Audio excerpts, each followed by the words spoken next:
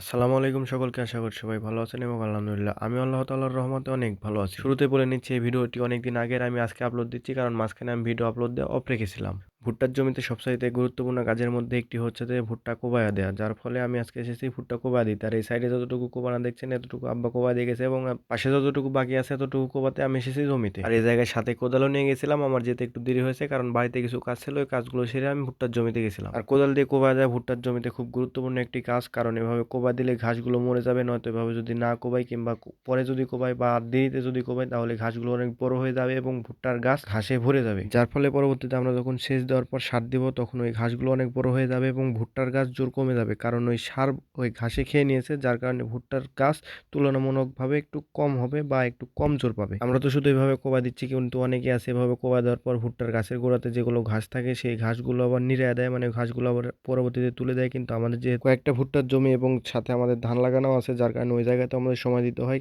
যার ফলে এভাবে ঘাস উপড়ানো আমাদের সম্ভব হয় না। তবে এই ঘাসগুলো বেড়ে ওঠার আগে, মানে ঘাসগুলো ছোট থাকতে যদি ভালোভাবে কোপায় দেওয়া যায় তাহলে ইনশাল্লাহ ভুট্টার গাছ ভালো হবে এবং ঘাস জমিতে কম হবে। আর এটা ভুট্টার জমিতে একটি গুরুত্বপূর্ণ কাজ হওয়ার অন্যতম কারণ হচ্ছে যে ভুট্টার জমিতে কিন্তু তেমনভাবে কোনো কাজ থাকে না, মানে সেচ দেয়া, সার দেয়া এবং এভাবে কোপায় দেয়া, কিন্তু তার মধ্যে অন্যতম হচ্ছে যে কোপায় দেয়া, কারণ কোপায় দিলে ঘাস কমে যায় এবং কোপায় দেওয়া যদি ভালো না হয় সেক্ষেত্রে জমিতে ঘাস ভরে যায়, যার ফলে ভুট্টা খারাপ হয় তুলনামূলকভাবে। যার ফলে আপনি যদি ভুট্টার ফলন ভালো পেতে চান তাহলে অবশ্যই আপনার জমিগুলো ঘাস থেকে পরিষ্কার রাখতে হবে এবং এভাবে কোপা দিতে হবে যাতে ঘাসগুলো কম হয় এবং যতটুকু হয়েছে এগুলো মরে যায়। এর পাশাপাশি সঠিক সময়ে সেচ এবং পর্যাপ্ত পরিমাণ সার দিলে ইনশাল্লাহ আপনি ভুট্টার ফলন ভালো পাবেন। যাই হোক, আমার কাজ অল্প সময়ের মধ্যে অনেকটা এগিয়ে গেছে আর আপনারা দেখতে পাচ্ছেন যে আর কয়েকটা বেড বাকি আছে, মানে কয়েকটা লাইন বাকি আছে কোপায় দেওয়ার জন্য। আর যে কয়েকটা বেড আমি কোপাচ্ছিলাম এগুলো অর্ধেক করে হয়ে রাখছিলাম, মানে পুরোটা তো একভাবে করা সম্ভব না, মানে করলেও মাজা লেগে যাচ্ছিল, যার কারণে কাজই করছিল না। তাই আমি অর্ধেক অর্ধেক করে কোপায় নিচ্ছিলাম, এতে করে আমার কাজগুলো দ্রুত এগোচ্ছিল। আর এই ভুট্টা কোপানোর কাজ কিন্তু অনেক কষ্টের, মানে এই কাজ করতে গেলে অনেক কষ্ট হয়, সাথে করে মাজাও লেগে যায়, এই কাজটি এগোনো খুব কষ্টকর হয়ে যায়।